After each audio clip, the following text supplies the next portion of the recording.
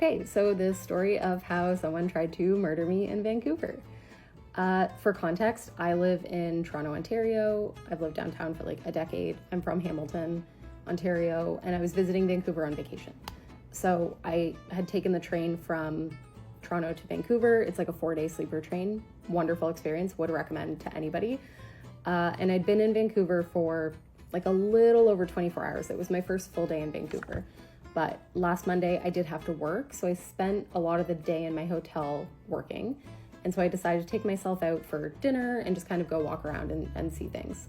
So took myself out for dinner. After dinner, I went to a store and I'd bought myself a couple of White Claws because I figured I'm on vacation, I'm gonna enjoy it. I'll go back to the hotel after my walk and, have a few drinks watching cable TV in my king-size bed. So I had actually already been walking through Stanley Park for probably at least an hour and a half. I wasn't actually in Stanley Park when the assault happened. I was on the other side of the harbor there, almost back to where my hotel was in Cole Harbor. So I was in kind of, I think what most people would consider like a fairly safe touristy area that's typically well trafficked by people. And I was just walking and I happened to be like in a little area that was maybe darker than most and there was more trees. So I was on the seawall just walking, and I think this guy said something to me. I honest to God can't remember what he would have said. And I like turned and he was up slightly like a little grassy hill, and he didn't even respond. He just ran at me to attack me. I've honest to God never seen anything like that, where it just felt like he was a predator and I was prey. Like, this wasn't because he asked me out and I turned him down. This wasn't because we were chatting and I was trying to get away. Like, it was just, he locked in on me and was like, I'm gonna kill this girl. So right when that happened, like, I could tell he was running at me. I just started running as well. And he was pretty quickly able to catch up to me, and he grabbed me by like the back of my jacket and then just slammed me into the ground. And I guess, like, for context, I'm about 5'2", maybe like 135 pounds. I'm not a small person, but I'm not a big person. And he was very much like an average sized man, maybe, 5'10", probably 160 to 170 pounds. So with that first assault, I was stunned, but also like, oh my God. And I just started fighting, screaming, fighting. Like I said, I had those drinks in that bag, and I was able to pop back up pretty quickly.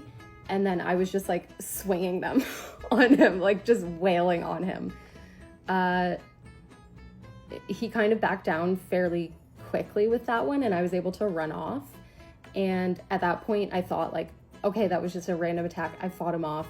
I actually pulled my phone out and I called 911, and I was on the phone with the police saying like, I'm being attacked, please help me, when he caught up to me for a second time.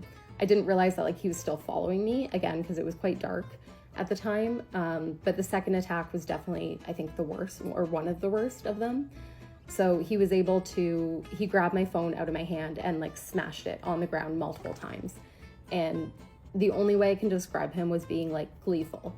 Like, he was taking great joy in hurting me. And, I just knew like, this person is not okay. There's no way to like ration or reason with them. Just fight. And so he got me down again. Like, again, he grabbed me down on the ground. I almost feel lucky this time because he actually got me down on my back. And I'm not the strongest person, but I do have very strong legs. So I was kicking the fucking shit out of him, like kicking his chest, kicking his face, screaming. He was yelling at me like, shut up, you stupid bitch. You're such a C word. Just, everything you would expect a loser man to be yelling at you while he's trying to kill you. And so eventually he actually, like, at one point grabbed my foot and ripped my shoe off because I'd been kicking him in the face so hard. And I was able to get away. That's when most of my injuries happened, kind of that second time and then the third time that he got me down. And I was able to like run off again and get pretty far before he grabbed me for the third time. The third time when he grabbed me, that's when he really started wailing specifically on my head. And And that was at the point where like there was a second where like I blacked out completely, like my vision just went blank, and I just thought like, oh my God, I'm gonna die. I just kept telling myself like, get up, get up, get up. Like, you're hurt, this sucks, you're bleeding, but like get up because you're gonna fucking die. And so from that point on, kind of when I had that brief blackout to like when I popped back up again, it's very blurry because I think I was already adrenaline rushed and that just like sent me into overdrive. So I was able to fight him off again and continue running. He did grab me like a fourth time, but didn't quite get me all the way on the ground again to hurt me. And so I was just like running towards where I knew there would be people, with one shoe just bleeding. He did actually break my nose, so I was just covered in blood from my nose. There was this is quite a large cut that I was just bleeding from. My hands, my legs were all bloody, my pants were all ripped open, and I was just bleeding all over the place. So like a bat out of hell. I must have ran so fast and thankfully encountered like a group of people. And I didn't know this at the time. I didn't know this until much later at the hospital, that they actually happened to be a group of like undercover plainclothes cops. So when I went screaming at them, they clearly could see the distress I was in, and he was still chasing me. Like he was still trying to attack me and kill me. If he had just turned around at any point and run off, I don't think the police ever would have caught him, because it was a completely random attack. Like how would anyone have figured this out? So because he was still chasing me, they were able to apprehend him. I thought they were just a group of like nice guys who saw this girl running and screaming and crying and bleeding and clearly figured that he was the one who attacked her. And so from there, like they sat me down. It was still kind of like on the wharf. It was near like the Westin Hotel where, I found people. They were able to get my statements at that point because they asked me like, do you want to go to the hospital first or would you like to give your statements? I'm like, I want to give my statements because it's as fresh as could be. And I knew I was like shaking and full of adrenaline. I'm like, I don't want to forget anything. I want to tell you everything. And so gave my statements. They went back and they were doing like crime scene reconstruction. So they were able to find my shopping bag that had the white claws in it that I was beating on him with, that was covered in blood, probably both mine and his. And the white claws actually like broken open. They were empty because I guess I was hitting him so hard.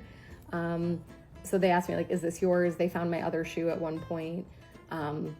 They were wonderful and, did a really great job, I have to say.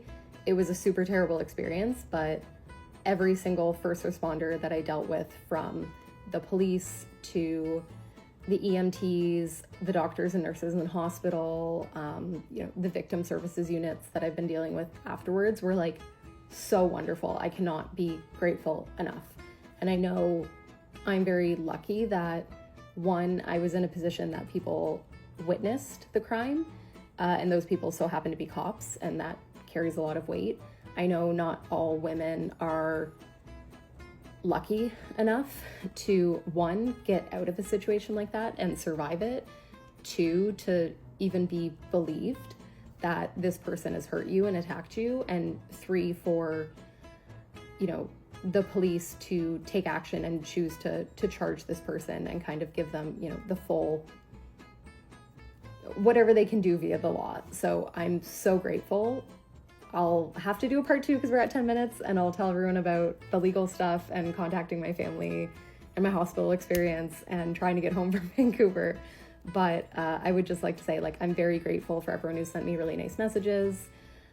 The only thing I can say to like any other women is fight. Like, it doesn't fight, just fucking fight. You always think to yourself, like, what would I do in that sort of situation? Yeah, I think I would be able to fight, or would I be scared? I promise you that if you were in that situation, you would fight. You fought off a man who attacked you 4 separate times. You were bleeding, your nose was broken, your clothes were ripped, and you still kept running. That's not just survival instinct, that's pure strength. This wasn't a robbery gone wrong. This wasn't a misunderstanding. This was someone who made the decision to try to kill you, and you never stopped fighting.